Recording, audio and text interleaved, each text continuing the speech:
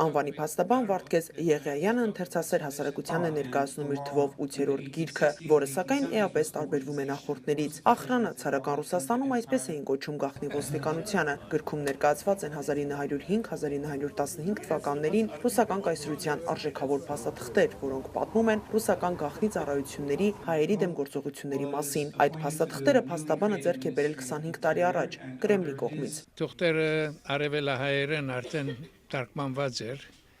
եւ կցնեմ մեր հեղափոխական շարժումը Ռուսաստանի Կովկասի մեջ եւ մանրամասն անցերու մասին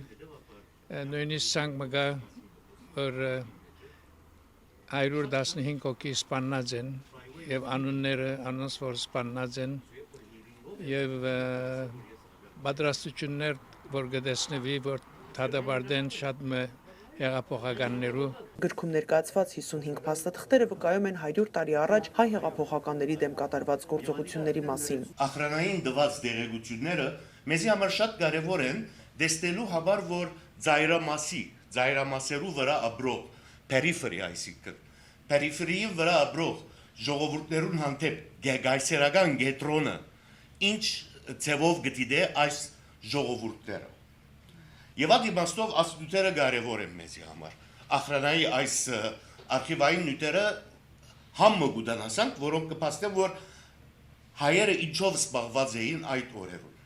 Գրքում ներկայացված է 115 հայ հեղափոխականների անունների ցանկը, որոնք սպանվել են վերոնշված ժամանակահատվածում։ Նրանց մասնագիտական գործունեության վերաբերյալ տեղեկություններ հայտնի չեն։ Գրքի տպագրության ընթացքում ուսումնասիրություններ են կատարվել նաև հեղինակավոր Սթենֆորդի համալսարանի արխիվներում, որտեղ ռուսական կայսրությանը վերաբերող մեծ քանակությամբ գրականություն կա։ Աս հավաքածուի մեջը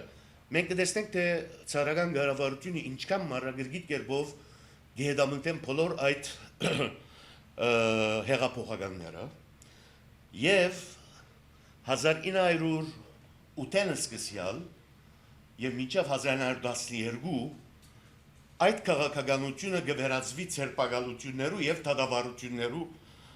քաղաքականության։ Հայ հասարակական գիտական ոլորտի ներկայացուցիչների խոսքերով այս գիրքը ցույց է տալիս ցարական Ռուսաստանի դիրքորոշումը քաղաքական տարբեր խնդիրների վերաբերյալ։ Ամերիկայի ձայն հեռուստահանդես, Լոս Անջելես։